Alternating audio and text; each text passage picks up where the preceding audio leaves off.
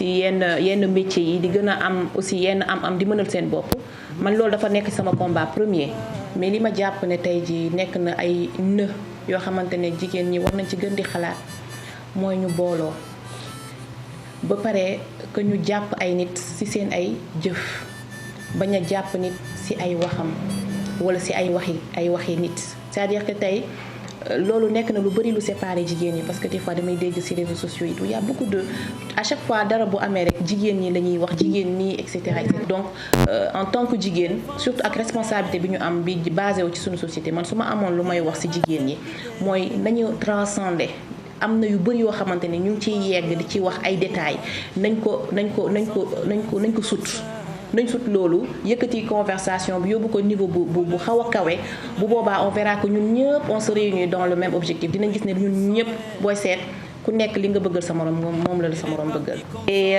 di wax ne que vraiment aux jeunes aussi aux femmes et aux jeunes surtout aux jeunes que défi yi ñuy xaar bari na trop jamono ji fu mu nekk nii ak fu mu toll nii.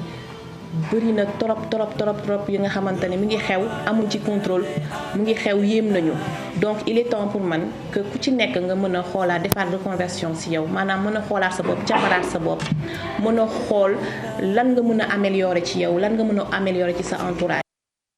waxtaan boo xamante ni Awa Gaye yaa ngi ko séq ak ki nga xamante ni mooy Seynabou Pouye mu nettali ñu un peu histoire am.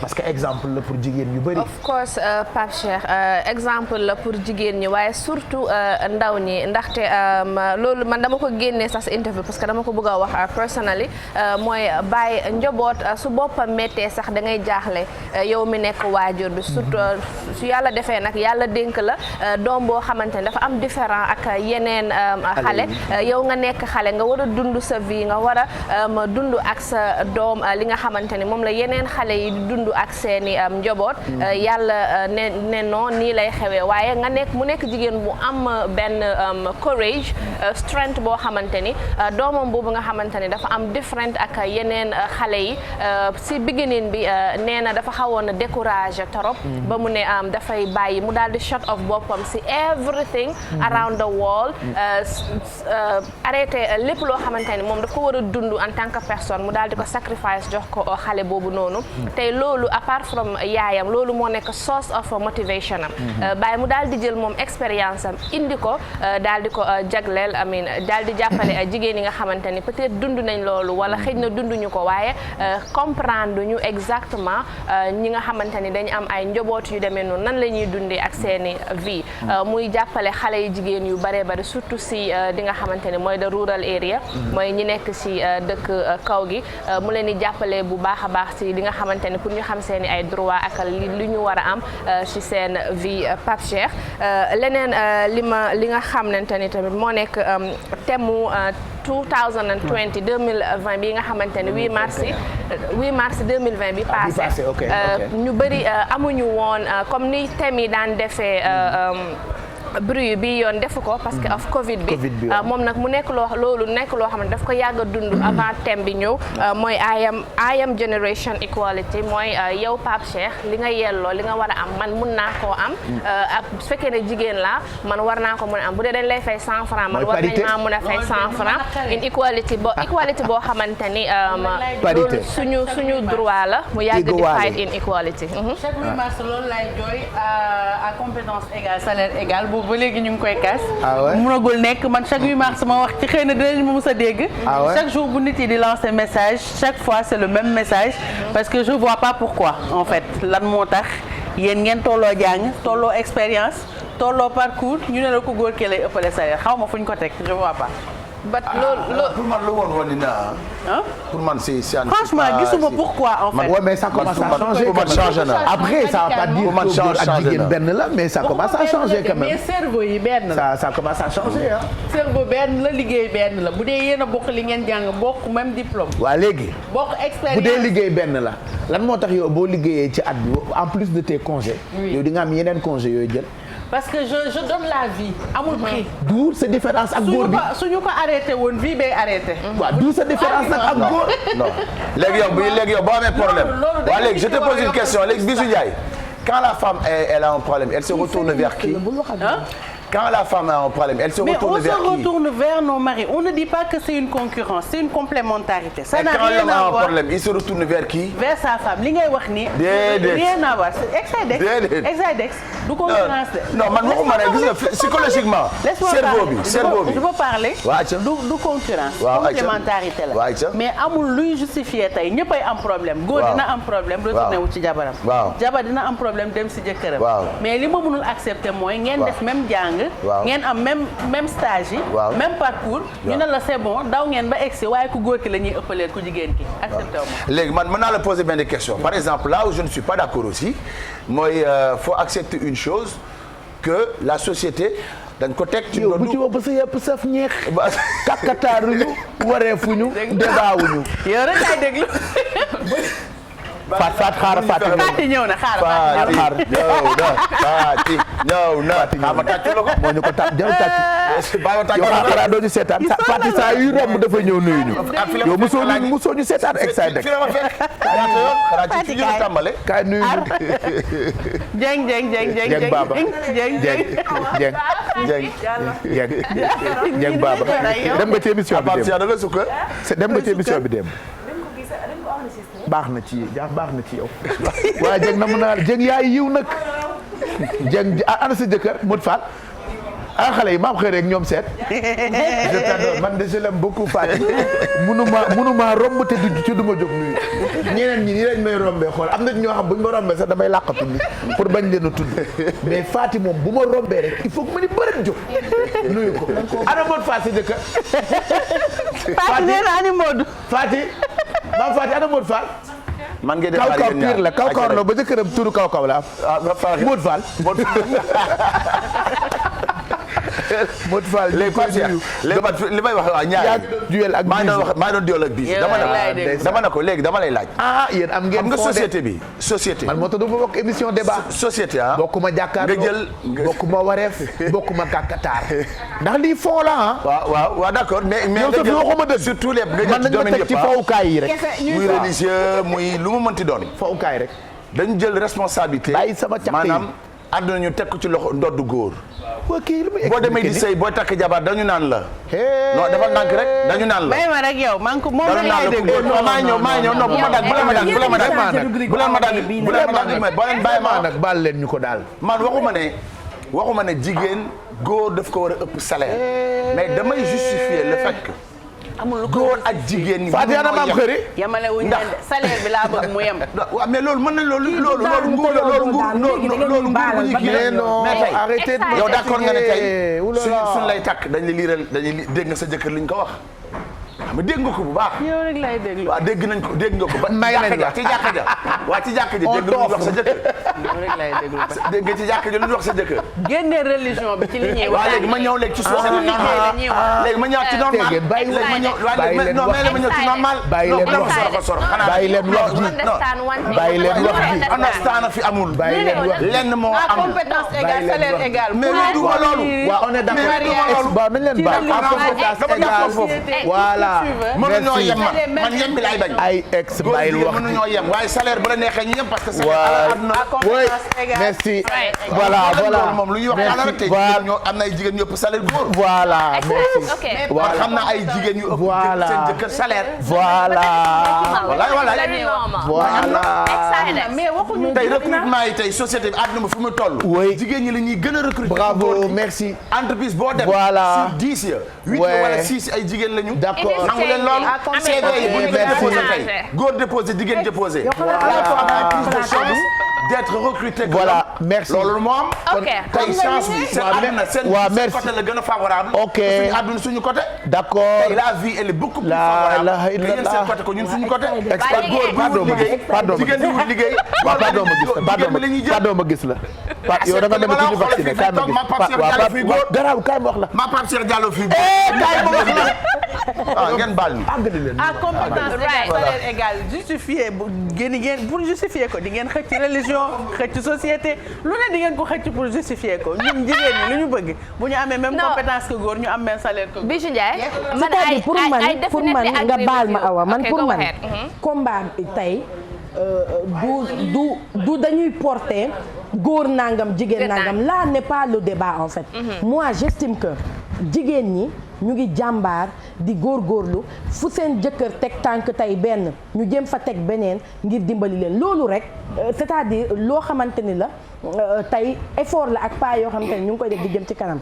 Maintenant man personnellement et ça c'est un avis personnel fu ñu bëgg toog naan wéy jigéen c'est parce que tu te sens faible peut-être et man bugguma loolu. bugguma ñu mel ni jigéen dafa faible moo tax c'est juste une non attends ça non ça c'est un avis moi gëw ma ni injustice wala quoi que ça dama gëm ni ku nekk ci ñun yaa ngi jéem sa kéem kàttan bokk ci société bi de la plus belle manière donc on n'a même pas besoin naan jigéen di ko affirmer c'est comme si dañu faible alors on est bien ñoo fi nekk waaw mais na salaire yi tolloo voilà d'accord merci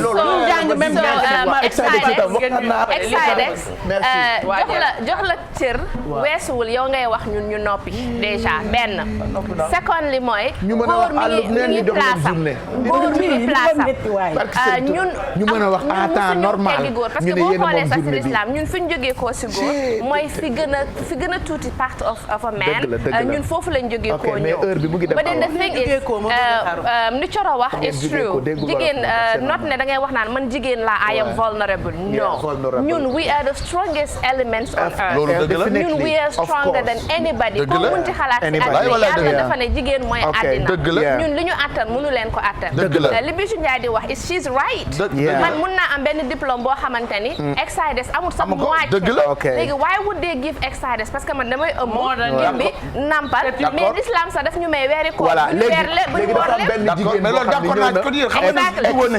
le non ba den bul fenn rek laa jublu ak yéen ba den bul neenal jigéen aussi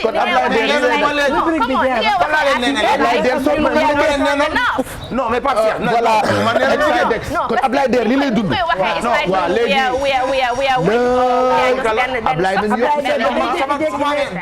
jigéen buñ ko joxee salaire 1 milliard. voilà baax na.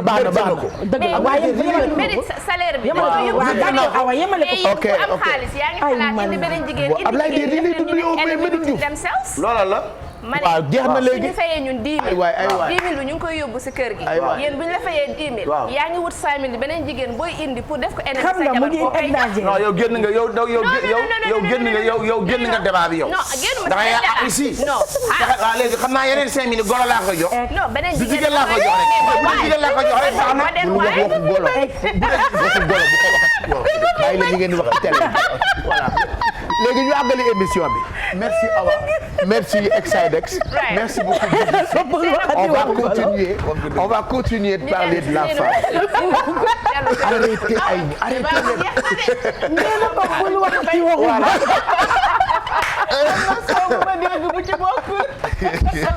arrêtez allez 10h27 mu ngoog voilà merci Seynabou Pouye entrepreneur on va recevoir beneen femme dans quelques minutes elle s'appelle Rita elle nous rejoint moom pour ñu waxtaane taxawaayu GB Food période bi ñu nekk nag période yu jigéen ñi la nañu leen sargal rek c'est normal ay nit yu mën a wax àllub neen ñu jagleel leen weer jigéen dégg xeetu version bu ne de toute façon dañ leen di bégal donc le temps de recevoir Rita pour parler de ce que propose GB Foods pour parler de Jumbo surtout ni ñu koy defaree parce que mooy partenaire bu mag bu jigéen ñi ci waañ wi ma tegaat clip may ñu fàttali Gueule parité parce que ñoom ils sont en train de parler de parité pendant que ñu ànd ak Promobile je rappelle que puce bi di 75 ku nekk war na koo am abonnement bi 1000 francs la non seulement dañ lay may crédit bu toll ci 5000 plus internet boo xamee ni dafay sakkan nga mën a connecté wu en temps réel donc Promobile mu ngi ndokkeel jigéenu Sénégal yëpp dinañ leen won benn agence bu ca kaname puisque tous les matins ñu présenté leen benn agence Promobile allez Fatou Gueye woyoon na parité lépp ngi jógee nag ci protocole de Maputo allez on regarde.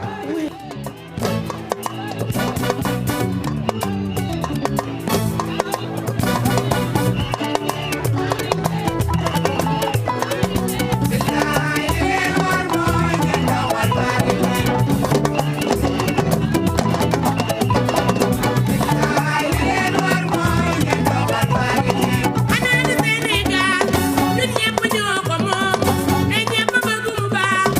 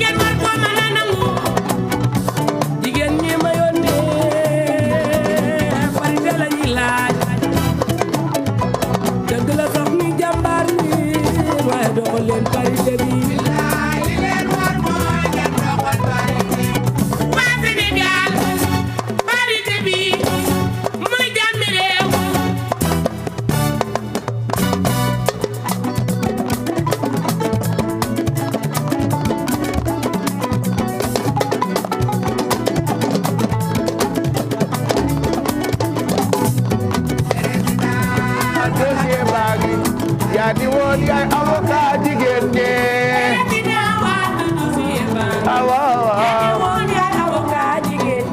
président dossier baa ngi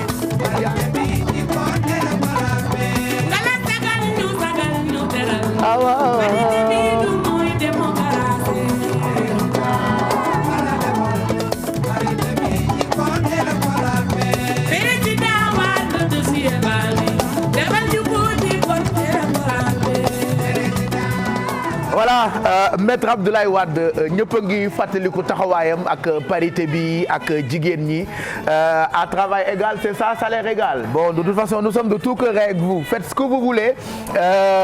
Tout le mois dañ leen di sargal Fatou Guewel moo jëloon woy bi ñu joxoon ko mu jagleel ko thème mu parité. Voilà, c'était il y a quelques années et que ba léegi jigéen ñi ñu ngi wéy di leen sargal ñun ci télévision Futur Média. Mais woy bi problème biñ ci am man waxuma sax waxu thème bi, mais on a eu des problèmes pour Fatou Guewel enregistrer woy bi. woy bi lu Fatou Guewel Moussa woy rek woy bi moo gënoon a compliqué ci enregistrement bi parce que daf ci waroon wax protocole de Maputo. Je te jure daf ci waroon wax protocole de Maputo, mais protocole de Maputo bi nekk problème saa yu ñu xëyee dañ koy convoqué pour mu ñëw xamul nu ñu mënul wax protocole de Maputo. li may wax du ko mën a prononcé protocole de Maputo moo nekkoon problème am moo tax jour bi mu nee protocole de Maputo ci woy bi dañ ko félicité jour boobu lañ ko génne. Fatou Guewel protocole de Maputo voilà donc mu nekkoon parité. On va recevoir donc Bijou Rita qui nous rejoint, enfin qui vient nous rejoindre pour ñu waxtaanee naka la ñuy amale processus de fabrication produits yi nga xamante ni dañu ko certifié. Par exemple Jumbo mi nga xamante ni moom la Sophie di waaj a toggee bu ca kanamee tuuti mooy meilleure arme ci waañ pour jigéen ñi depuis très longtemps ñu yàgg ak moom donc ñu fas yéene waxtaanee loolu ak invité bi Bijou. Jumbo ak ñun depuis 1973 Pape Cheikh ñu recevoir ci plateau bi Rita ñi ngi nekk responsable qualité fële ca GB Foods moom nag tey li mu nar a waxtaanee mooy process de fabrication bu Jumbo ndax ñu bëri ñi ngi imaginer naka lañ koy defaree ku ci nekk ak sa ñi ngi koy expliquer ku nekk ak sa protocole bopp mais moom dinañ wax nu ñu koy defaree ak certification ISO bi nga xamante ne ñoom dañu koy respecter. Bonjour Rita, bienvenue bi kontaan nañ ci dalal la. donc Jumbo la ñu nar a waxtaanee naka lañ koy defaree parce que ñu bëri dañ naan Jumbo dañuy dajale ay waasin tóoru jën ak ay boutique yeeg jaxase ko mixé ko pare jox ñu ko ku nekk ak ni nga koy imaginer ku nekk di véhiculer benn image fabrication bi mais tey liñ naan tungu ne du teew ñuy nataal yow xam nga bu baax naka lañ koy defaree ma bëggoon xam Jumbo lan lañ koy defaree ak lan mooy procédé bi. Merci beaucoup. Alors ni ñuy defaree Jumbo c'est simple. Plusieurs ingrédients la ñuy jël boole ko mélanger ko donc ingrédients yi mën naa njëkk a wax sel maanaam xorom donc moitié jumbo bi yëpp xorom la donc sooy togg ak jumbo jaxul ngay def xorom wala nga wàññi ko bu baax a baax déjà jumbo am na xorom voilà yeneen ingrédients yi mooy exhausteur de goût épices yi voilà am na persil poivre oignon ail laaj poobar clou de girofle yenn saay voilà am na farine de maïs graisse végétale pour mu mën a téye bu baax donc su fekkee ne tablette la suñu mélanger ingrédients yooyu yëpp poudre lay doon. ñu yóbbu ko ci machine yi mettre ko en forme donc mooy joxe forme tablette bi. cube bi voilà après yóbbu ko ci papier d'emballage bi avant ñu koy dugal en barquette mooy barquette yi ngeen di gis après ñu def ko en carton su dee jumbo en poudre bi. mélange bi suñ ko defaree ba pare rek dañ koy yóbbu mise en sachet. soxlawul def ko voilà en cube. voilà donc noonu dañuy defaree jumbo yomb na simple na c'est des ingrédients qu'on connaît déjà. waaw parce que clou de girofle mooy xorom polle. mooy xorom polle waaw ak poobar xam nañ ko laaj xam nañ ko soble. épices yi xam naa du ngeen ko tas mais lépp c'est naturel. exactement def ci graisse ak loo xam ne day gën a yéegal goût bi farine ak xorom. mu ngi noonu lépp ñun xam nañ ko c'est des produits yoo xamante ne ay produits naturels la. exactement. voilà donc amul benn mystère on va dire ingrédients yi ñuy utiliser pour defar jumbo. assez simple comme fabrication bi moom bu fekkee yéen a yor secret bi def nga xamante ne day saf-saf boo xam ne boo ko defee sa togg dalay jaaxal mais gis naa aussi lu ñu tuddee qualité certification ISO. ma bëggoon ngeen expliquer ma lan la. voilà donc usine GB Food Sénégal certifié wu nañ ISO 22000 depuis 2019. donc loolu mooy wane ne suñu liggéey on respecte les normes sur la sécurité des aliments. voilà donc tout à l'heure expliqué naa processus de fabrication bi étape bu nekk am na ay contrôle yu ñu war a def contrôle qualité pour xool ndax baax na wala baaxul. bu fekkee baax na ñu jàllale su dee baaxul ñu xam ni ñu koy defee. donc sécurité des aliments ISO 22000 ay organismes indépendants ay bureau de contrôle ñoo ñëw saytu suñu liggéey. ñoo xool déjà naka la ñuy liggéeyee naka yan conditions la ñuy defaree produit bi ba pare tout le temps dañu suivre chaque année dañuy ñëw dañu auditer voilà di xool on est aussi certifié halal ci logo Jumbo di ngeen gis benn logo bu ndaw bu ñu bind halal ça veut dire qu'on est certifié halal suñu ay Jumbo mën ngeen ko utiliser en toute confiance. D'accord. Voilà. Mais certification bi internationale c'est pas juste au niveau du Sénégal. International. On respecte les normes codex, on respecte la régulation de chaque pays parce qu'on est présent dans plusieurs pays, pas seulement le Sénégal. Burkina, Niger, West Africa, même Afrique centrale aussi on est présent. Donc dañuy topp réglementation pays bu nekk. Voilà. Mais gis nga Bijou depuis 99 maa ngi liggéey ak Nestlé rawatina ak Jumbo.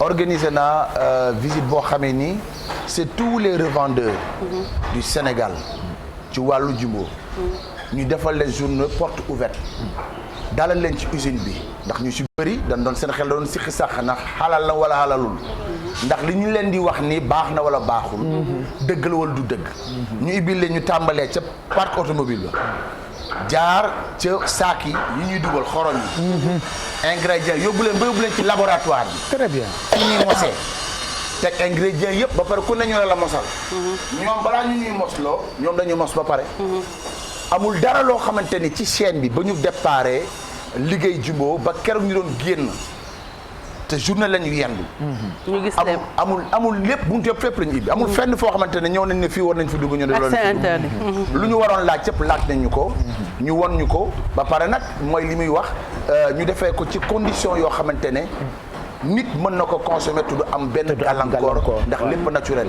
donc loolu lu may témoigner la te lu may wax la parce que ñeneen ñi di voilà nuróowul ak ñoom moom la ñu war a taas nuróowul ak ñoom bokk ak ñoom mi feem Jumbo lañ ko war a taasul. lañ ko war a taasul kay da nga gis keneen kuñ ko war a taasul. waxal nga xool dañ lay laaj rek. ah dañuy laaj. mais gis naa ni aussi da ngeen bokk ci association sénégalaise de normalisation lan la ak loolu lan lay signifier pour ki ñuy seetaan tey. Voilà donc on est membre de l'association sénégalaise de normalisation. bureau boobu mooy gérer tout ce qui est norme sénégalaise. Voilà day jël norme internationale des fois adapté ko. par rapport au pays. Voilà donc nous on est membre on est actif dañuy participer ci activités yi di participer ci saytu yeeg et ça nous permet aussi de nous améliorer voilà maanaam suñu tegee règle bu bees ñu xool naka la ñu mën a modifier wala adapté wu pour mën a nekk en norme par rapport à li ñu sabal. en plus de ça maison mère bi nga xamante ne moom looy représenté GB Foods fii ci Afrique nekk Ghana tamit day ñëw di leen auditer. bien sûr audit interne loolu la ñuy wax audit interne. bàyyi ñu ñun ñu def lu ñu neex donc dañuy ñëw dañu saytu au minimum une fois par an ils viennent voir naka la ñuy liggéeyee ndax ñu ngi respecter procédures internes yi oui ou non et à chaque fois il y a des améliorations à mettre en place maanaam tout le temps dañuy seet naka la ñu mën a defee nu mu gën a baaxee voilà. donc en gros buñ dee jàpp mën nañ xalaat ne Jumbo boo koy lekk yaa ngi lekk lu sell lu wóor ba pare lu respecter ay normes de qualité internationale. voilà merci beaucoup Pape Cheikh Rita ñi ngi pour gënoon a leeral naka la ñuy defaree Jumbo bi processus bi wan nañ leen ko gis ngeen certification yi nga xamante ne Jumbo ci lay répondre pour jox leen seen bouillon bi nga xam ne moom ngeen di togg seen biir kër yi. et on reste avec Jumbo parce que moom lu Sophie di toggee. Baye Cheikh comme ni ngeen ko waxee rek. jumbo yi moom daanaka dafa nekk ay produits yu mucc ayib yoo xamante ni c'est 100% naturel boo koy toggee rek comme ni ko ex wax mën nga ci lekk te doo ci am benn gàllankoor ndax produits yi ñu ci def yépp naturel lu ci mel ne xorom am na tamit li nga xam ne mooy piment de Cayenne persil laaj ak soble loolu nag buñ ko boolee rek Baye Cheikh boo koy toggee daanaka du jar nga ci ngay sàppali lu bari parce que li nga soxla ci sa togg yépp loolu ëmb na ko moo taxit tey nag man moom laay toggee nar a defal li nga xamante ni mooy benn poisson Bellevue boo xamante ne ni Baye Cheikh commencé naa nag li nga xamante ne ni mooy préparation plat du jour bi déjà nag poisson bi sànq maa ngi leen ko wonoon en entier mais nii nag dama ko émietté dama dindi bopp bi moom nag ñaari étape nga koy def da ngay dindi bopp bi ak li nga xam ne mooy queue bi bu ko defee ci kanam nag nga mën ko ñëw monté waat nga am benn poisson bu rafet boo xamante ne nii di nga ko mën a utiliser déjà nag chair bi moo nekk nii dama jël benn poêle rek daal di ko ciy teg def un peu de beurre def tuuti tomate fraîche benn tomate fraîche moom laa découpé ba mu sew bi ma paree nag Baye Cheikh ci laa ko def ci li nga xamante ne mooy marmite bi bàyyi ko ba mu ñor ma émietté ko am forme bi bopp bi aussi ma séparé ko à part ak li nga xamante ne nii mooy queue bi ñu commencé nag am naa benn fond bi nag man mooy sama élément de base parce que fond bi may teg marmite bi dama jël rek benn arôme bi rek laa jël daal di ko ci sotti rajouté wu ma ci sel rajouté wu ma ci dara te poisson bi mu ngi am goût ak benn moitié citron moom laa jël def ko ci bi ma ko defee nag ba pare ci laa am nag li nga xam ni mooy chair de poisson bi ma émietté ko fond bi nag moo nekk nii daanaka nag mënoon naa ci sax bañ a def persil mais dama ko ci defoon parce que jën dafa xaw a sëcc tuuti ndax jumbo tout en un bi moom ëmb na lépp persil bi yëpp boo koy def danga ci seen li nga xamante ne ni mooy persil ci la ñu amee nag fond bi nag bu ñu ko amee ba pare damay ñëw rek yeggali li nga xamante ne ni nag mooy préparation wu plat bi fii nag dama fi am poivron jaune ak rouge ak tuuti oignon moom laa émincé bàyyi ko ci nii li may def nag mooy damay ñëw jël rek tuuti oignon daal di koy sotti mu fekk ji li nga xamante ne nii mooy suñu poisson bi nga xamante ne nii am nañu ko ba émietté ko déjà moom am na goût ba pare mais dama ciy dolli rek benn jumbo tout en un bi nga xamante ne nii moom li loo soxla rek am na ci du jar ngay dolli xorom moom laa jël rek daal di ciy def tuuti ñëw nag daal di sàq tuuti ci li nga xamante ne nii mooy fond bi daal di ciy sotti moom tamit. parce que nag ñun la plupart du temps fii bu ñuy togg dañuy jël li nga xam ne mooy fond de marmite bi di ko tuur naan dafa weex wala dara mais sooy toggee jumbo nag sa xel dafay dal ndax produit boo ci def rek dala koy delloo effectivement comme ni nga ko bëggee gis nga nag suñu defee ni nag daal di yeggale li nga xamante ne nii mooy mélange bi am naa fii nag vermicelle chinois damay jël moom tamit moitié bi daal di koy sotti ci li nga xamante ne nii mooy chair de poisson bi ci kanam nag ñu ñëw monter li nga xamante ne nii mooy suñu poisson Bellevue am nañu ay rondelles de concombre am nañu ay rondelles de radis am nañu ay rondelles de carotte aussi gis nga nii rek ñu def nii mélange bi bu baax a baax bu fekkee nag yaa ngi si sa kër nga am temps bu baax boo defee mélange bi da nga koy delloowaat ci marmite bi daal di koy revenir su ko defee nag mu maase ak moom bu baax a baax mais ñun comme cuisine rapide la ñuy def dañu koy mélanger nii rek ñëw jël nag li nga xamante ne mooy miroir bi nga xamante ne ni ci la ñu monter li nga xamante ne ni mooy poisson bi ñu fàttali que ni jumbo comme ni ñu koy waxee rek saa su ne pour 6 personnes wala 8 personnes benn cube kese ngay utiliser ñu bañ ci abuser parce que moom nag li nga soxla yépp ci arôme am na ko déjà dañuy ñëw rek daal di jël suñu benn miroir voilà gis nga ni miroir bi dañuy fomp rek ba mu baax su ko defee ñu daal di ñëw jël li nga xamante ne nii mooy bopp poisson bi moom la ñuy jiital daal di koy teg nii suñu paree nag daal di jël queue bi moom it teg ko nii mu mujjee fii suñu paree nag dañuy ñëw rek voilà gis nga nii rek dañuy ñëw rek jël suñu chair de poisson bi nga xamante ne ni togg nañ ko ba mu baax te fi mu ne nii ñor na am na goût moom la ñuy ñëw rek daal di koy remplir ci li nga xamante ne nii mooy suñu miroir mu nekk benn poisson Bellevue boo xamante ne nii booy lekk da ngay ñëw rek jël sa benn pelle wala sa benn cuillère di tibb nànk nga am poisson bi noonu voilà gis nga nii rek de préférence nag boo koy dressé da nga ñuy sol gant comme ni ñu def nii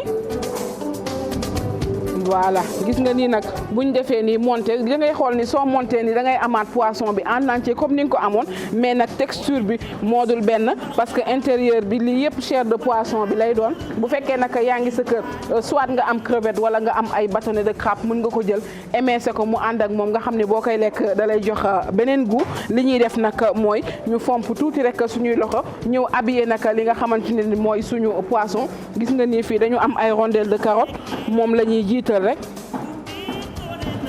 voilà gis nga nii rek nga xam ne mooy doon écailles yi gis nga nii rek voilà gis nga nii suñu defee ni ñu daal di ñëw jël rondelle de concombre yi moom tamit daal di ci teg voilà gis nga nii rek de préférence nag da nga koy dagg nag en fine rondelle comme ça soo ko tegee mu mën a tegu bu baax gis nga nii dañuy continuer ak li nga xamante ne nii mooy carotte bi radis bi moom dafay ñëw après attention gis nga nii rek beneen bi ñu daal di teg ni voilà ñu daal di teg ni su ko defee nag mën nañu ñëw jël li nga xamante ne nii mooy radis bi moom nag radis yu mag laa am tey voilà gis nga nii rek ñu daal di koy fermer ak moom ba mu baax suñu paree ñu jëlaat beneen radis voilà gis nga ni nag dañu koy fermer carrément voilà ñu amaat concombre aussi daal di tegaat ni beneen suñu paree mën nañu jëlaat beneen concombre daal di teg nii gis nga nag suñu defee nii ba pare mën nañu jëlaat benn rek teg nii ñu daal di nettoyer nag li nga xamante ne nii mooy rebooru miroir bi ba mu set su ko defee nag ñu daal di mën a yeggali li nga xamante ne nii mooy dressage bi mën nañu jëlaat beneen radis bi teg nii suñu paree nag nii am nañu fi tuuti laitue moom la ñuy jël rek milieu bi la ñuy soxla moom la ñuy jël daal di teg nii ci rebord bi attention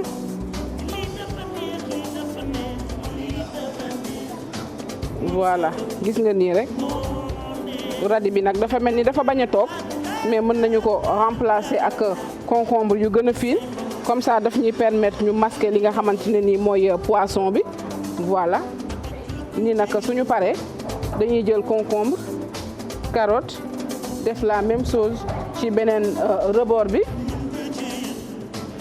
voilà nii nag ainsi de suite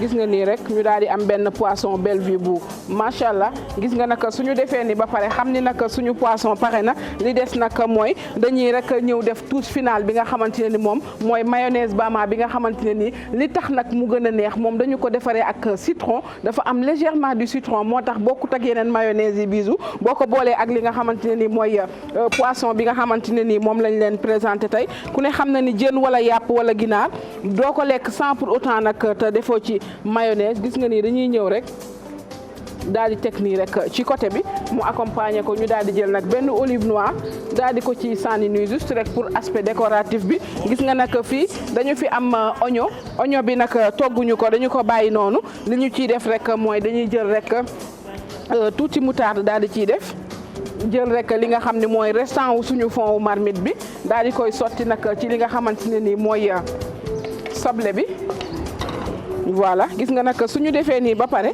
li ñuy def rek mooy ñu daal di rek jël soit benn arôme wala ñu jël benn jumbo tablette daal di ko ci sotti bu ko defee da ngay am benn marinade boo xamante ne ni du jar sax nga ciy rajouter citron wala nga ciy def vinaigre muy aigre di la sonal nii rek nga koy bàyyi mu accompagner li nga xamante ne ni mooy sa poisson Bellevue bisu nag lii nag moo nekkoon nag Pape Cheikh lii nag moo nekkoon poisson Bellevue bi nga xamante ne ni moom laa andi tey ma defaree ko ak li nga xamante ne ni mooy arôme liquide bi nga xam ne waa jumbo ñooñu ko andil ak jumbo tout en un bi nga xam ne dafa ëmb lépp comme ni ñu ko waxee woon sànq am na xorom am na persil am na oignon am na ail boo koy toggee Baye Cheikh sa xel dafay dal ndax da ngay xamante ne ci loo ko def rek Baye day neex Baye Cheikh ci kanam rek ma andi ko ci plateau bi ñu dégusté Baye. ay yëg nga succès nag.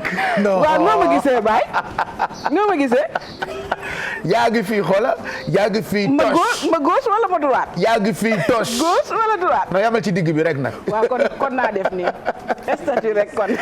merci Sophie. à tout à l'heure. on va te retrouver balaa ñuy jeexal bu ko defee ñu mën a ñam ñun nag dinañu tàggoo ba boori 11h30 Amina Poté ñëw àggali bégal leen elle va revenir ak ay thèmam xam nga thèmes yi dañu ko arrêté woon ndax li nga xamee ni mooy Teranga Sénégal comme léegi nag Teranga Sénégal jeex na Amina Poté day ñëw mosal leen ay thèmes su leen mosalee ci thème bu am solo ba ngeen des ak xalaat yi ngoon gi itam ñu indiwaat ay thèmes Eva Tra Mamadou Ndoye Bane ak ki nga xamee ni mooy Mami Diop Linguère noonu la ñu koy defee ci télévision Futur Média donc Amina Poté elle est en train de se préparer pour gunge leen bu ñu jàllee ci sunu musique Exidex lañ ci àndal bi ñu xëyee tey ñu ngi leen di wax ni que Adjatou Fatou Guewel dafa génnee way bu bees jagleel Tiko jigéen ñi bu ngeen seetloo saa yu ñuy célébrer jigéen Fatou Guewel daf ciy bokk way na ak Mbaye Dieye Faye jagleel ko jigéen ñi way na ak Youssou Ndour jagleel ko jigéen ñi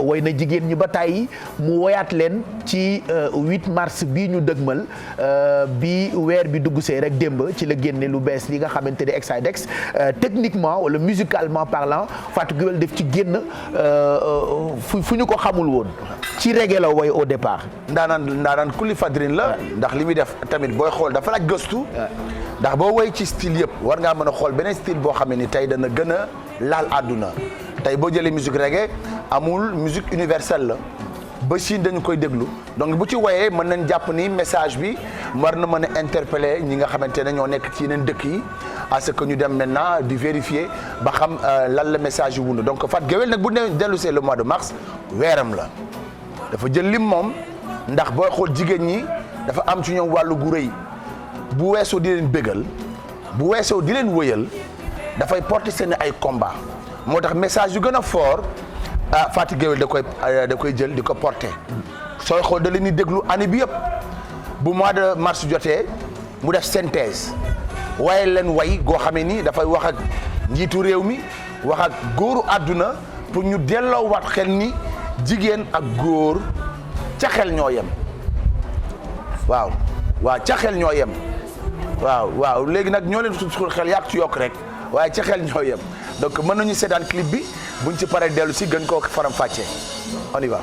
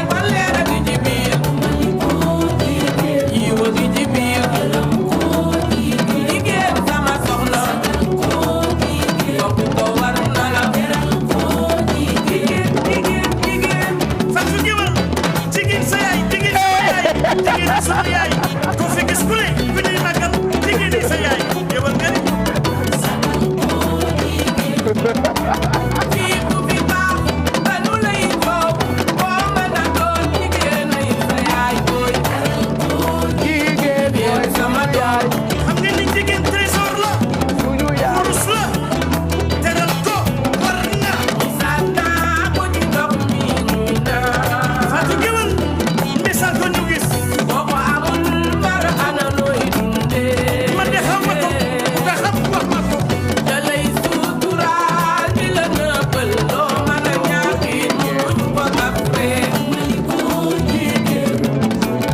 yaram ko boole ko sa yaay koy yaram ko li sa yow ma yaram ko jigéen sunu yaay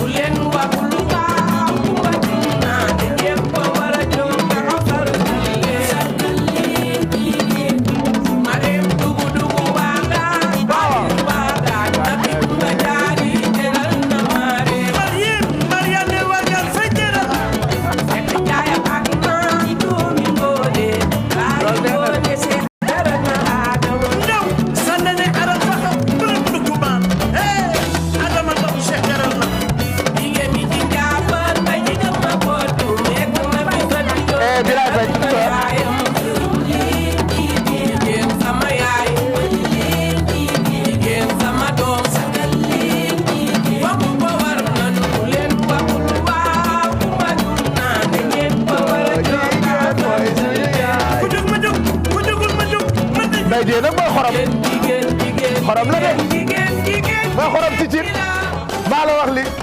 c'est tout nouveau en exclusivité ngeen am ko démb la génn Adjatou Fatou Guewel dugg studio di waaj a génne bande voilà album lay waaj a génne mu ne balaa album bee génn nag ci 1er mars bi nga xam ne ñu ngi jëm 8 mars dina génne premier titre bu nar a bokk ci album boobu jagleel ko jigéen ñi ce qui veut dire que woy bi c'est parti pour mu nekkati hymne national pour les femmes du Sénégal parce que jigéen ay suñu yaay am nañ ci ay rakk am nañ ci ay bàjjan am nañ ci ay tante am nañ ci ay cousine jigéen en tout cas mooy socle et que lii Fatou Guewel def thème ba ci façon bi mu ko woyee musique bu xew la muy reggae donc rythme la boo xamante ni ndaanaan dëgg fu ñu la mënti teg ci univers bu mu mënti doon war nga faa mën a woy te vraiment Fatou Guewel du ñu jóg ci di ko bégee parce que ndaanaan la bu kenn dootul werante man je l'appelle la diva éternelle.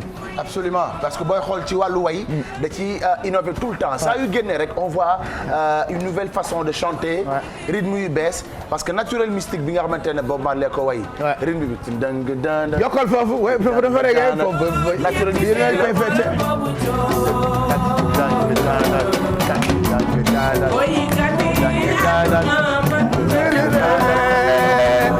bi dafa reggae torop naturel moyetu leen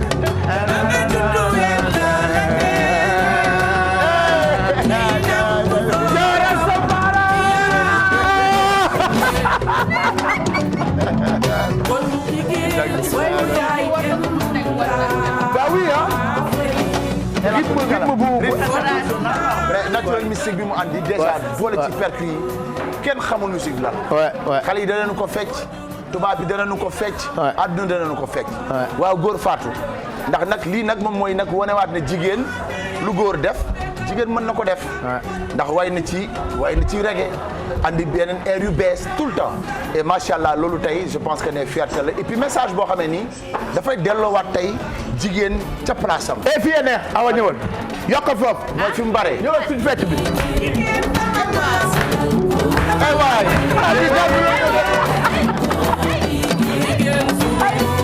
ana bi gàmbi la jóge.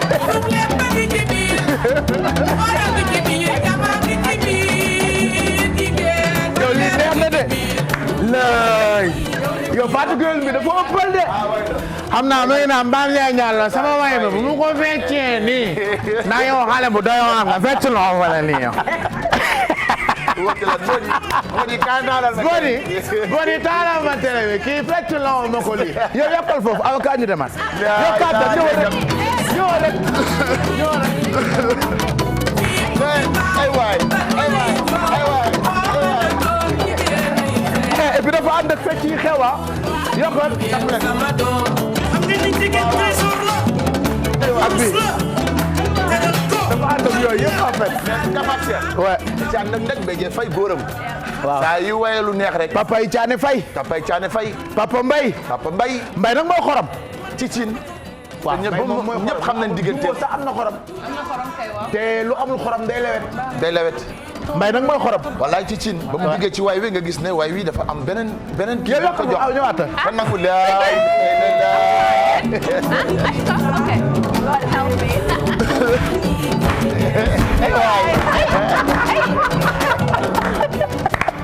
awa bu yàggee yaa ngi dégg. awa yaa yooyu.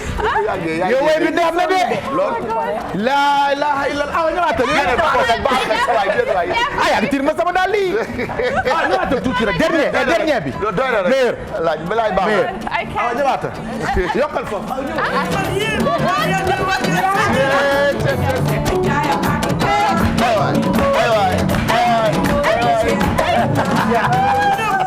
jeex na. laa yow Fatou Gueye toj na fi de. awa ñëwoon ñu jeex. bii moom ñoo moom dañuy bañ moom. bu ko xaaj ba sañ a xaaj en direct. ñu bind la. awa jógaata. déedéet. une très belle chanson Fatou di ko may xam nga woy bi actuellement disponible na sur YouTube. dinaa ko télécharger di ko déglu sama oto di ko déglu fu ne parce que woy bi neex na quoi en fait. woy wi la ça donne envie de danser même si thème bi c'est intéressant mais ça donne vraiment envie de danser. tendance musique. c'est le grand retour de Adjaratou Fatou Gueye. dañu koy namm ndax at boo ci toogee def synthèse. waayaat encore jigéen ñi mënoon naa xaar ba weer yu passé. mu génne albumam. waaye elle préfère toujours wayal jigéen ñi ba noppi. soo ko nag defar parce que jigéen nag mooy lépp donc ànd ci at Mbéjé Faye di way woo xam ne mën nañ ko seetaan ci YouTube mën ngeen dem suivre ko ci plateforme yëpp incha allah dina leen wax tamit nan ngeen def pour mën ko déglu suñ ko dugalee en streaming et tout ça là pour ñu nekk international en tout cas waaw leen góor jigéen ñi. voilà man de maa ngi xaar clip bi. chorégraphie si élégance. non li kay fii foog mu bokk ci maa ngi koy xaar si élégance Pape Cheikh di ko xaar si africanisme bi nga xamante ni moom always loolu lay showcase raada ndaxte Fatou Gueye maa ngi fàttaliku ndeysaan sama yaay daf daan xaar Fatou Gueye su génnee clip mu ne cuub bi laa bëgg yëre bi laa bëgg yëre bi laa bëgg so man maa ngi koy xaar si style yére boobu dafay nekk yére bi maa ngi koy jigéen yëpp di sol en fait. donc Fatou Gueye on l'aime tellement suñu yaay la suñu xarit la man su ma ko gisee ak keneen sax damay fiir voilà su ma ko gisee ci beneen télé wala beneen émission wala mu toog ak beneen animateur damay fiir tellement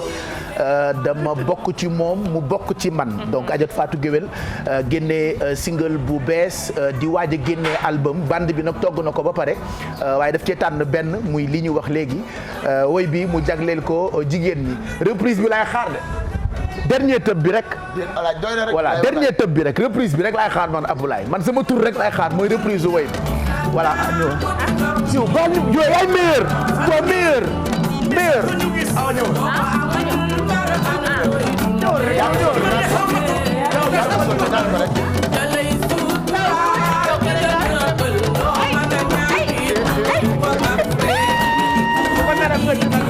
nañu fay droit d'auteur voilà léegi noo leen tuddee fecc bi noo leen ko tuddee noo leen ko tuddee kii rek la tur rek voilà fecc bi rek lañ ko tuddee rek wax amul dara xewul rek kon dañ ko tuddee rek voilà mu ngoog ñu jàll ci débat nga jàll en boucle ci télévision Futur Média Amina Poté nee na bu ñëwee léegi moom itam dina ko ci teg bu ko defee ngeen mën a bëggee ak Fatou Gueye ak lu bees li nga xamante ni moom lay doog a génnee mu woy ci nag jabaru Cheikh Seck international bi nga xam ni nit ku baax la borom këram itam di ku baax comme on dit derrière chaque grand homme y a une grande dame mu jagleel ko mu woy ci itam xaritam Adjaratou Marième Faye Sall ci biir woy bi sargal ko ci sargal na ci itam suñu yaay maître Nafissatou Diop ci biir woy bi moom itam jigéenu jàmbaar la donc jigéen des koy sargal et que bii Fatou Gueye génneeti jagleel ko jigéen ñi mooy hymne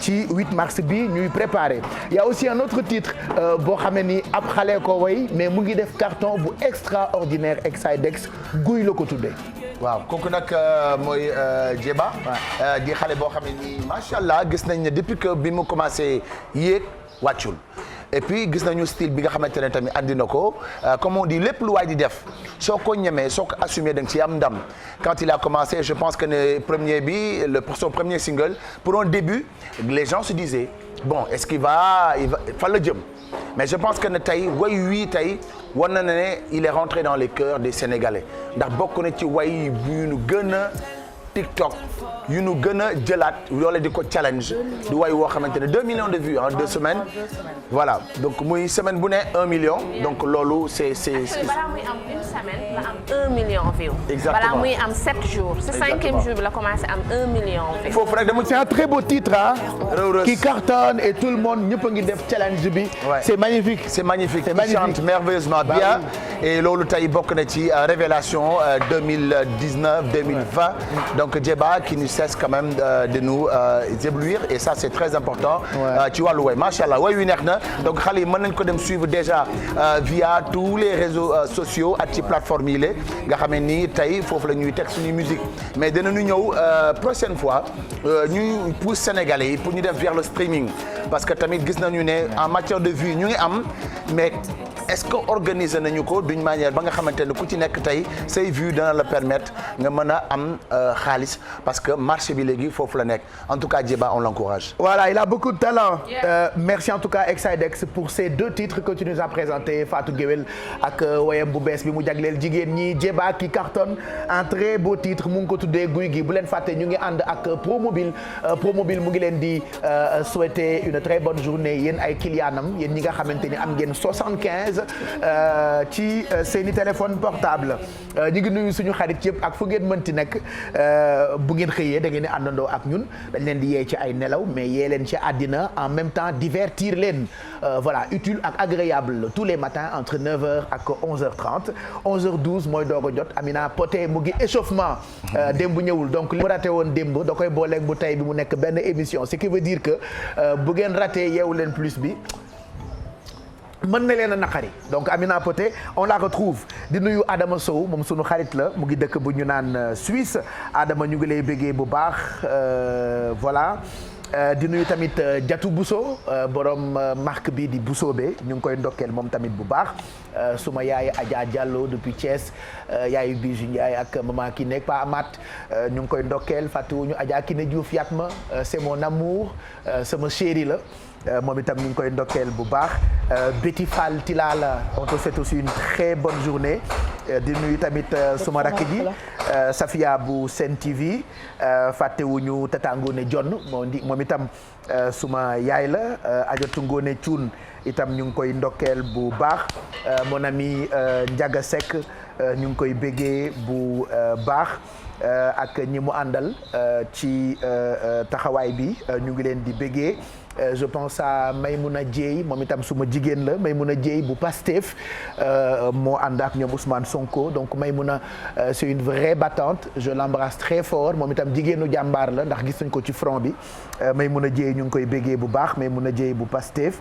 fàttewuñu Ndiaga Seck moom itam ñu ngi koy ziar en tout cas on vous souhaite une très bonne journée je pense que dañuy jàll ci anniversaire yi quand même balaa ñuy tàggatoo puisqu'il est 11h14 on a encore quelques minutes à passer ensemble pour bégal ñi nga xamante ni tey la seen bés di ndokkeel Kumba Mboor Samb Kumba Mboor Abdoulaye Bayil Var Abdoulaye Bayil Var Abdoulaye Bayil Var lii de mooy bés bu ma fi toogee de musuma fekk ci télé lii dinañ ko tegaat.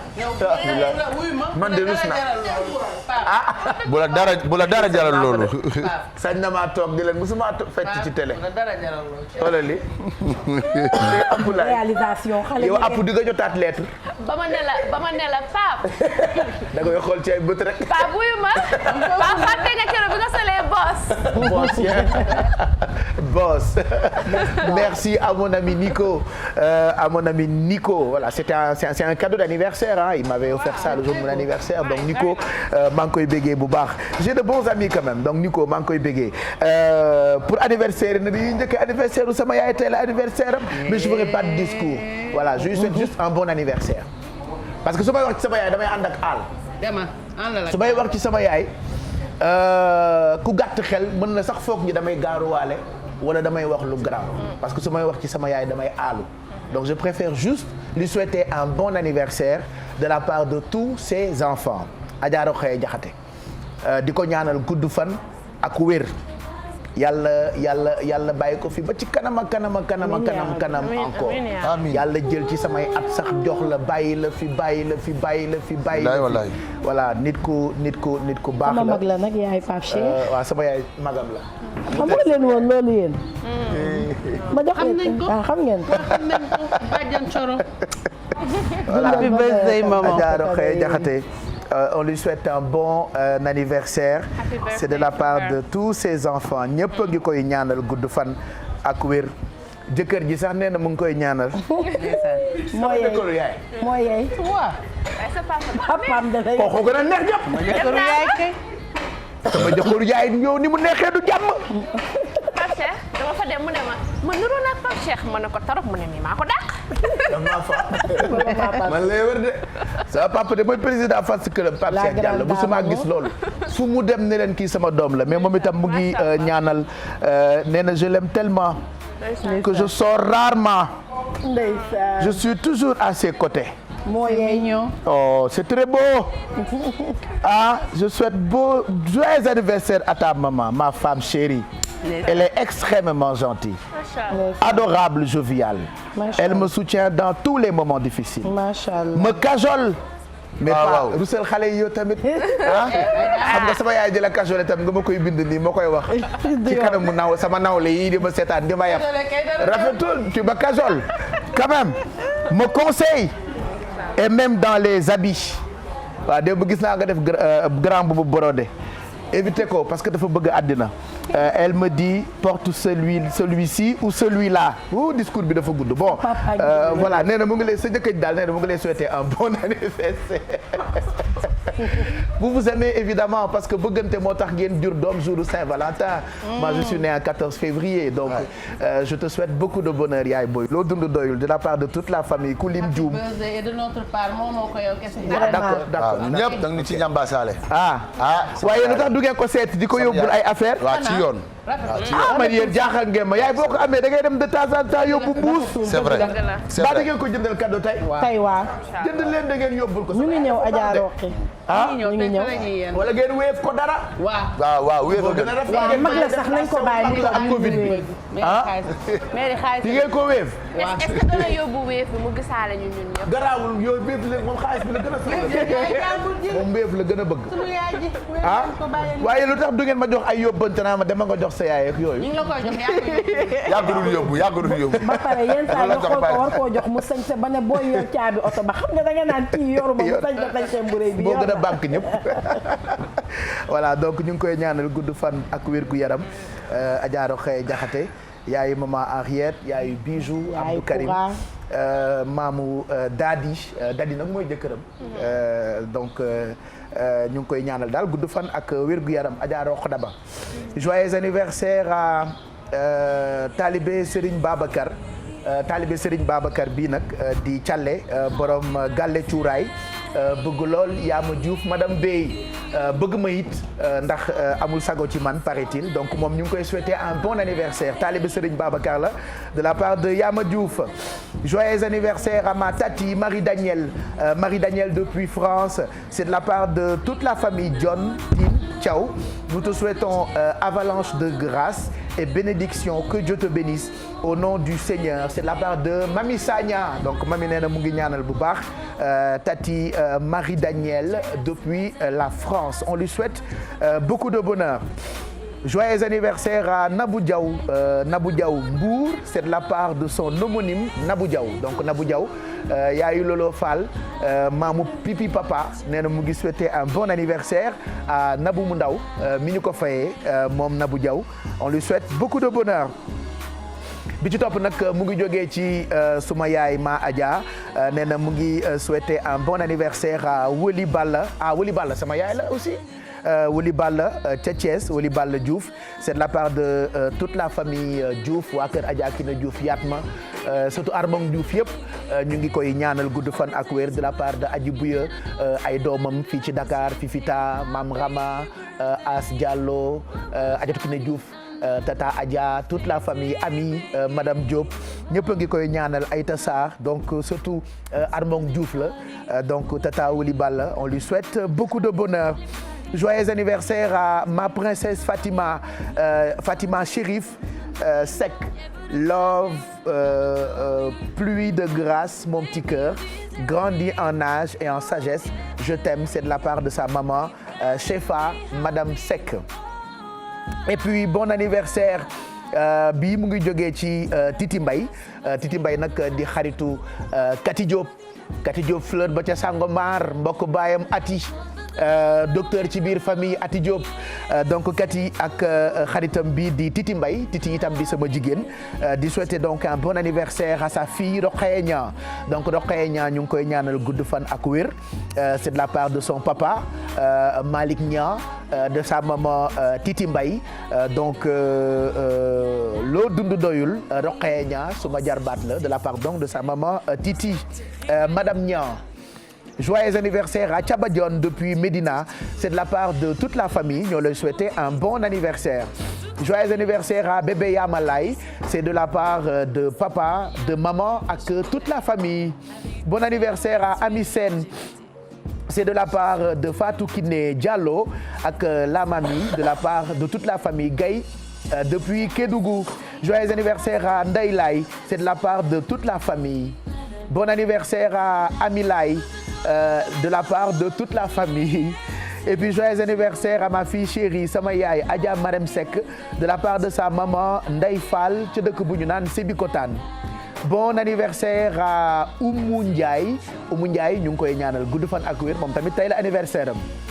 Joyeux anniversaire à ma moitié, ma confidente Ndeye Ngone Diop, c'est de la part de Ndeye Mariem Diaga Niang qui te souhaite beaucoup de bonheur. Joyeux anniversaire à Madame Niang Aïda, c'est de la part de toute la famille. Joyeux anniversaire à Adja Fatou Seck Diop, c'est de la part de pharmacie Mam Fama Ndiaye nekk ca Petit Mbao. Joyeux anniversaire à Astou Sey, moom nag mooy doomu ndeyu Hawa Signaté. Joyeux anniversaire à Maymouna Diouf depuis Thiès. Bon anniversaire à Madame Fall, à la femme la plus fabuleuse au monde. Joyeux anniversaire. Bon anniversaire à Ami Pouy depuis Sébikotane, de la part de tes amis ak toute la famille Pouy. Joyeux anniversaire à Amina Rassoul 6 depuis Sébikotane Tableau Sérère, c'est de la part de Diara 6 ak toute la famille 6. Joyeux anniversaire à Marie Choupa Sen, c'est de la part de Eva Djedjou depuis Diamaguène Sicap Mbao. Bon anniversaire à Fatou Sarr Ndour, c'est de la part de toute sa famille à Tataguine. Bon anniversaire à ma maman Adja Yassine Dieye, c'est de la part de son fils et de toute sa famille. Bon anniversaire à Ndeye Fatou, c'est de la part de toute la famille Lay qui te souhaite beaucoup de bonheur. Bon anniversaire à Ndeye Fatou, donc c'est de la part de toute la famille Faye. Joyeux anniversaire à Maïmouna Diouf depuis Dakar. Bon anniversaire à Moussa Mbaye depuis Touba, de la part de son fils El Hadj Mama Mbaye. Bon anniversaire à Pape Ndoye wala Papa Ndoye. Alors Papa Ndoye, c'est de la part de ses parents. ñoo koy souhaiter un bon anniversaire.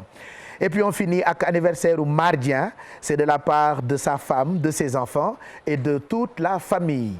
Voilà, et puis képp koo xamante ni tey la sa bés ñu ngi lay ñaanal gudd fan ak wér. ñi anniversaire ñëpp tey malheureusement on a reçu am na ay photos yu ñuy doog a jot mais on ne pourra pas passer ça à l'écran. Joyeux anniversaire à Mam Oumou Kanouté, moom nag mooy madame Ndiaye ci dëkk bu ñu naan France. Yéex a jot photo bi moo tax mais ñu ngi koy souhaiter un bon anniversaire di ko ñaanal gudd fan ak wér. bëggoon nañoo toogaat ba ci kanam sax waaye faaw rek ñu afasa 11h24 mooy doog a jot. maa ngi nuyu Sadik Leydi. Viviane mooy Sadik Leydi. ah. Sadik Leydi. Sadik Leydi Viviane Sadik Leydi. Sadik Leydi Sadik Leydi Sadik Leydi. bon je sortirai la chanson bientôt. xam naa lu bees la. waaw Sadik Leydi. waaw xam naa la nga way xam naa la. Sadik Leydi. bàyyi li ngay xam yow. naa ko teel a dugal labo rek. waaw di ko teel a dugal labo naa ko teel a dugal labo rek. donc Sadik Leydi ñu ngi koy bëggee bu baax Viviane en attendant ñu leen di bàyyeeg Amina Poté mën nañ cee profité tàggatoo mais fàttaliwaat leen ne ñu ngi gërëm bu baax Nescafé. Continuez de consommer Nescafé, un bon café le matin, ça donne de la bonne humeur et c'est bon pour le moral. On dit le moral ou la morale? La morale. Bonne question. Je vous donnerai la réponse demain. Mais en tout cas, si vous voulez être en forme toute la journée, comme nous, malgré tout, il faut ngeen di naan café gu tàng gu am purit Nescafé nag moo fi ne pour ça. Et puis souvent on a des problèmes de réseau yenn saa yi ñu ne opérateur bi sàcc na suñu crédit yenn saa yi ñu ne man damaa jënd 1000 francs mais dafa gaaw a jeex léegi nag yooyu yëpp c'est fini grâce ak Promobile puce bi 1000 francs nga koy jëndee ci bépp agence bu Promobile bu ngeen demee pour def abonnement ba yóbbaale seen identité passeport wala lu ngeen bëgg ñu jaayee leen ko 1000 francs may leen 5000 de crédit plus connexion internet bu doy donc Promobile ñu ngi koy gërëm bu baax ñu ngi ànd itam ak GB Food tous les matins Bijou si tànn benn thème par rapport ak Jumbo parce que bokk na ci produit yu GB Food di defar moom la su fi di toggee tous les matins donc GB Food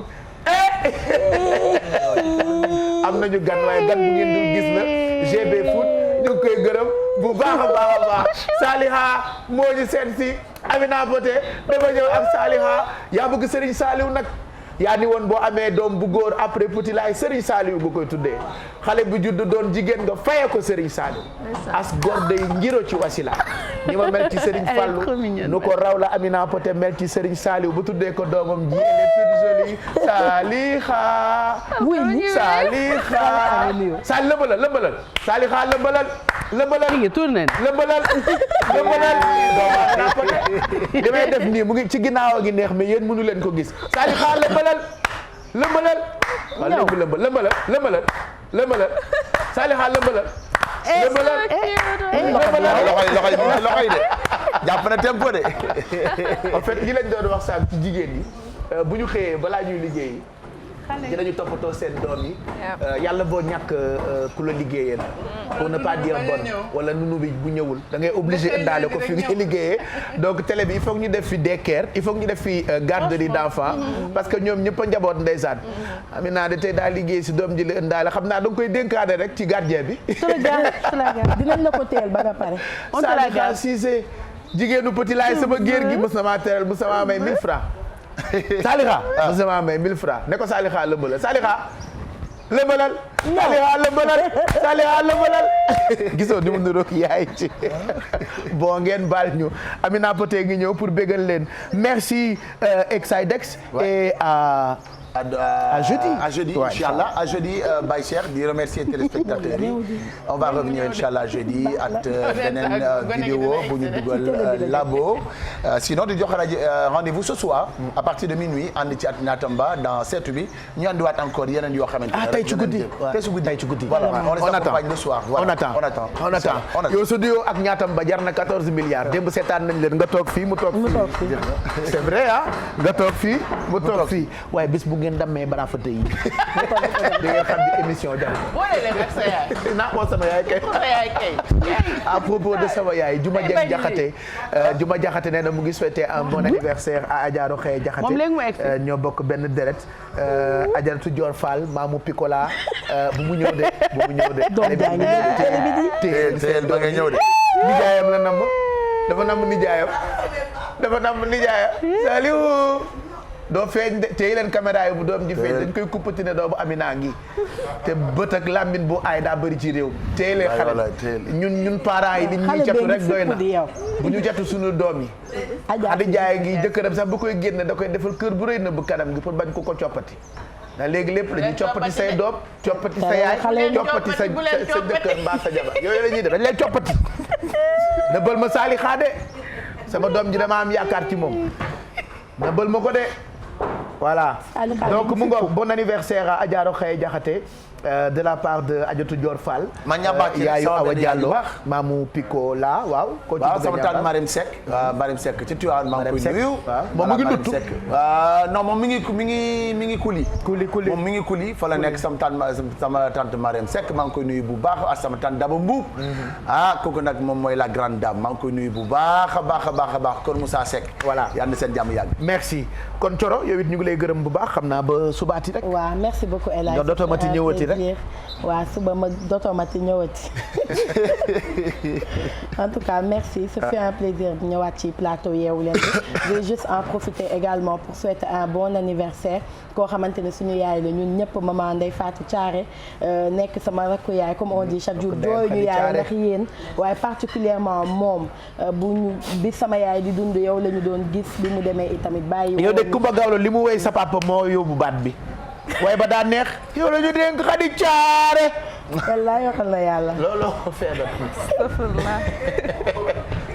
man maa ngi def dégg man damay def dafa métti li mooy Serigne Bak. man maa ngi def Serigne Mbacke Ndiaye Amadou Ndiaye Mbisaan Ndiaye Mbaat Ndiaye. baat doo ko maay ak lem ci teg ku ba baat bi toog. waaye lii pour la sa papa li mu teg Serigne li mu teg. yokkal at bi tuuti. yokk ko tuuti wéy dégg nga. yow la ñu dénk Xadi Caare. looloo jàpp Kumba ba tey.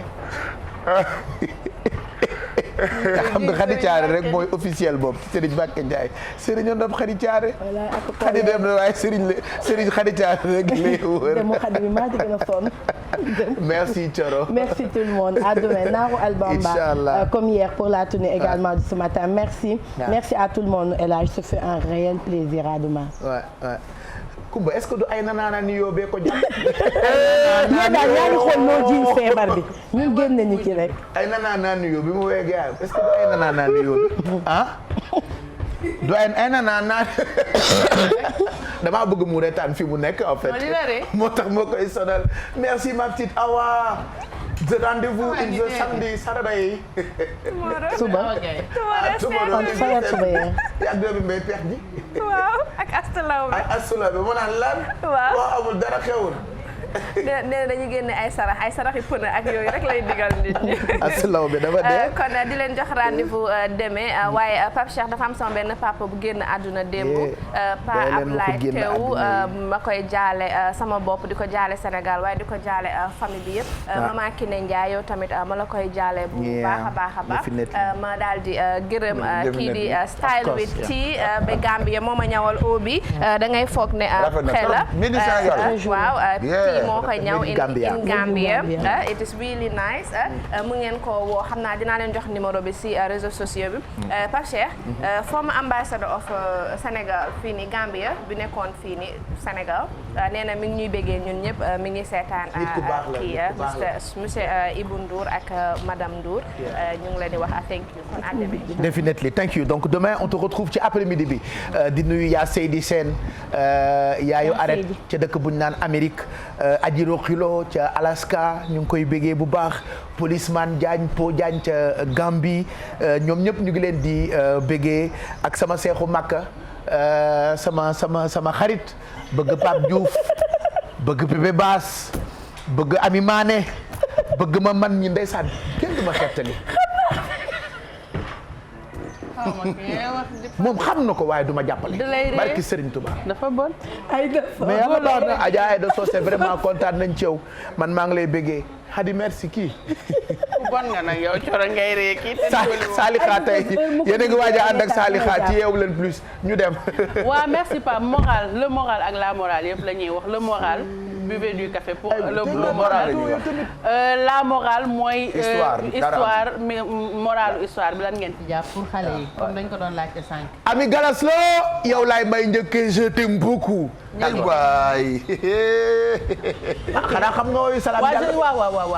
merci ñiy jàpp si pouponnière yi 3 226 000 donc pour jàpp mun ngeen ci 78 34 am na Orange Money wala Free Money 76 198 68 10 am na Wave am na Free Money donc merci beaucoup pour ki ma ñëwal tey Maguette la tudd Maguette Tailleur 77 222 09 09 pour la perruque c'est le salon Ndella 77 151 53 75 ba suba. voilà inchallah lu neex la bëgg a nettali Pape Cissé moo jiite service à valeur ajoutée bu télévision Futurs Médias donc Teranga Sénégal bi yëpp ci kupolom la ñu nekk bi ñu koy def man ak Amina Poté léegi bi émission bi jeexee dañ doon xaar Pape Cissé jox ñu paas tàggu nañ ko 1 heure de temps toog rek Pape dem bàyyi ñu bi ñuy ñibbi maak Amina dama ne ko moom lim ñu def ñaaw na de xam nga di tàggu Pape mu dem Pape Rom mu ñu dem ñibbi paas lañ doon xaar donc Amina Poté ngi ñëw merci Sophie à demain inchallah. d'accord Baye Cheikh kontaan noonu rek ci ànd ak yéen fii ci émission yeewu leen ñu ngi leen di jox rendez-vous demain inchallah ànd ak suñu partenaires yi nga xamante ne ñooy Jumbo bu subaa rek ñu ñëwaat ci beneen épice ak naka la ñu koy toggee ak beneen plat inchallah Baye Cheikh di yekkal aussi madame Yata Saay rek poisson bu yanj bi nga xamante ne ni moom laa defar tey à demain Baye Cheikh. Adjalo Asabombe Adjalo maa ngi lay bëggee bu baax merci bonne journée merci à toute l'équipe de production dirigée par Aboulaye même équipe bi ñooy continuer réaliser leen li nga xamante ni moo yeewu leen plus bi ak Amina Poté Medoune Diouf Daouda Gueye le grand mécanicien c'est pas un technicien c'est un mécanicien gërëm tamit toog mu Serigne Fallou fàttewuñu ñoom Kumba Eva toute l'équipe merci bonne journée et à demain 9h.